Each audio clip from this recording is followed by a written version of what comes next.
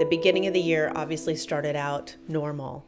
Then we started to hear a little bit about this coronavirus, and I can remember some of the first stories we did about it. Now to a 7 on Your Side health alert today, and some growing fears about a potentially deadly virus. A pneumonia outbreak caused by a new strain of coronavirus is spreading. And you just would hear little snippets, and then gradually it sort of trickled in, and then boom, it was like overnight, our entire way of life started to change. Think about where we were in January. We're covering the impeachment of Donald Trump, and everybody thought that was the story of the year that would carry us into the election. We had no idea. We had no idea what was coming, what was brewing. Just about a week later that I was with the governor in his reception room in the State House, where he announced that basically he wanted everyone to stay home. Declaring a state of emergency. That was stunning. We were seeing the entire government, the entire community, all of our economy being shut down, people being told to stay at home. It was really then that I realized that this was something like we had never seen before. Every time we're on the news and we're talking about the coronavirus and the spread, how many people died overnight, at some point you stop and think, these aren't just numbers. Every one of them represents a family that's just been torn apart or devastated by this virus. And we've watched it spread in the last 9 to 12 months. It's just been incredible. Nothing that we could ever have thought of. And it's something that we're probably going to tell our grandkids and great-grandkids about, or at least they're going to ask about this time. They're going to say, what was 2020 like?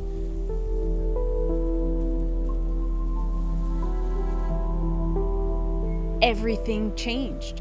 People who had jobs that they could count on no longer had that guaranteed income, and they didn't know how they were going to pay rent. And everything we knew to be constant was no more. We are living through a pandemic. Like, this is stuff you read about in a history book. You don't expect to live it.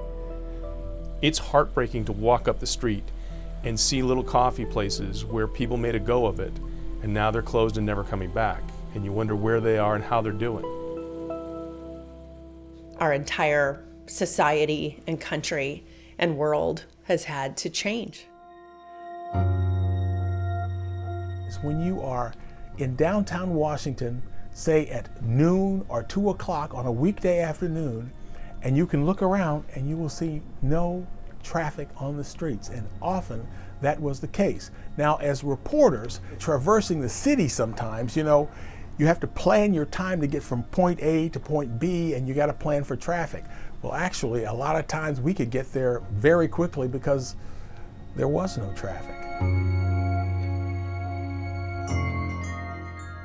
I don't think any of us have ever been through anything like this in our lifetime unless we went to war. And the war that we're facing is a virus. It's just the shock every week when you hear that 250,000 people have died in the country. What? Actually, I had told my husband, if I get COVID, make sure the doctors can do everything they can so I can come back to you guys. If I get COVID, please take care of our daughter. If I get COVID and don't survive, make sure to always protect her. This pandemic has just opened our eyes to a lot of things when it comes to hunger. Hunger has always been a problem in this country, but now it's in our face and we've been confronted with it. And the question is, what are we gonna do? The greatest country on this planet, what are we gonna do about it? ABC 7 alone, we have given back more than $700,000 to the community in 2020.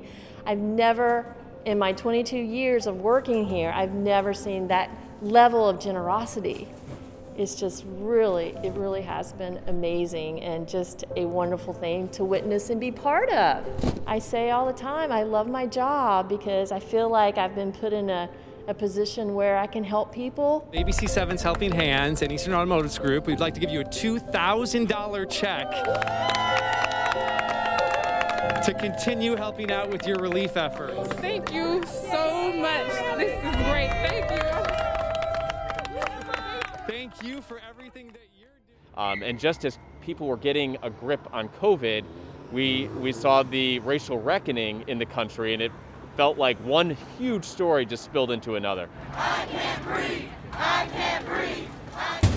Now, these riots started after the death of George Floyd in police custody. 4 officers have now been fired, but none of them have been charged. It felt like, here we go again, another issue that is affecting people that look like me. When I'm not wearing the microphone and not done up in full makeup, that could be me, that could be someone I know, that could be a friend. So that awareness isn't lost upon me. And so it was a lot.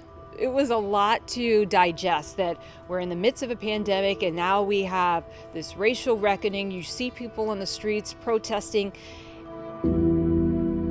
I didn't know how big it would get, if this moment would be different from others that we had seen, and it proved to be significantly different.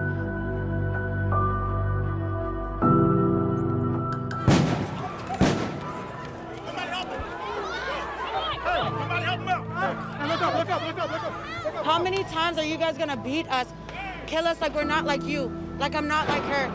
We have the same organs, we have the same eyes, we have the same nose. We are one people. All we want is justice. We just want to wake up in the morning and not worry about getting killed. Again, me being a black man in America, these are stories that I know and that I, if haven't lived through, have seen friends go through. And it just reminded me, this is still real. It's still real. It hasn't gone anywhere. We still have so much work to do. This time they were firing pepper balls to the feet of the protesters, just kept moving us back, and the video you see.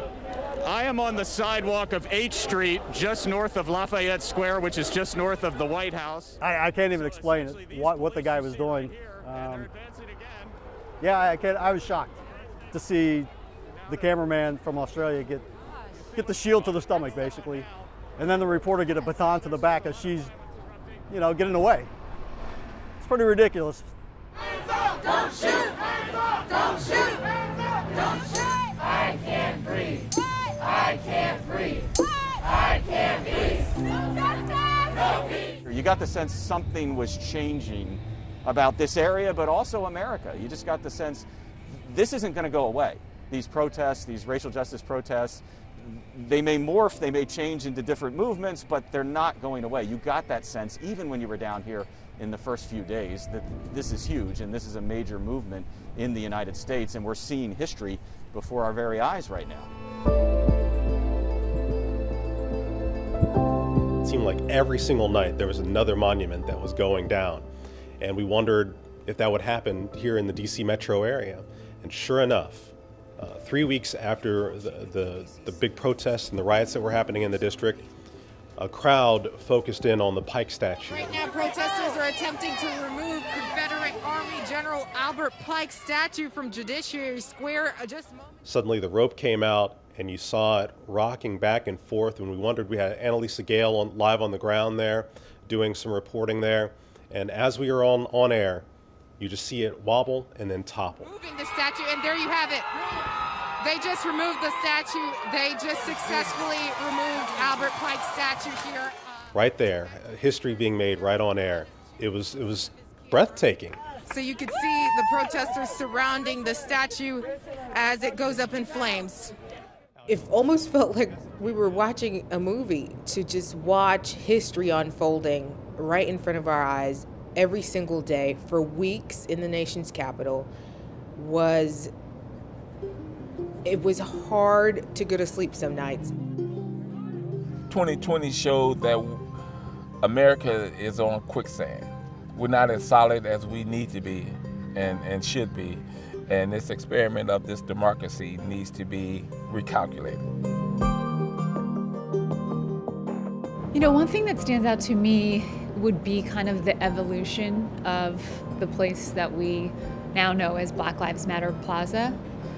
Right after the death of George Floyd, we saw such anger and frustration and just intense sadness and heartache. In the months that followed, people continued to gather there. And it became kind of a community gathering place. That stands out to me. It's just this one location, Black Lives Matter Plaza, in the shadow of the White House, that we've seen so many different emotions and events play out.